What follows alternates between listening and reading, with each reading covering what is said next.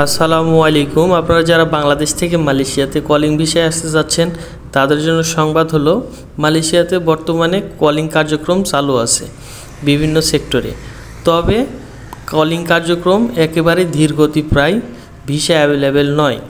এর মূল কারণ হচ্ছে বাংলাদেশে যে সমস্ত এজেন্সিগুলো আছে এবং মালয়েশিয়া গভর্নমেন্ট এর মাঝে অনেক বড় একটা সিন্ডিকেটের বিষয় আছে। সো সিন্ডিকেটের দৌরাত্ম্য এবং মালয়েশিয়াতে অবস্থিত বাংলাদেশ হাই কমিশনের অনীহা, তা এখান থেকে ছাড়পত্র দেয় না কলিংয়ের, নানা জটিলতায় এর কার্যক্রম, এর গতিবিধি একেবারে ধীরগতি, প্রায় ভিসা একেবারে নাই বললেই চলে।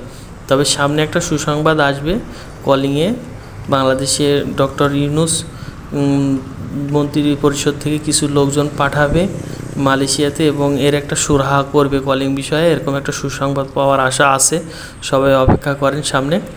আর বৈধতার বিষয় বলতে, বৈধতা এই এপ্রিল মাসে, চলতি মাসেই অবৈধদের বৈধতার সুযোগ দিবে বলে ইমিগ্রেশন থেকে নিউজ পাওয়া গেছে। তবে এটা কনফার্ম নয়।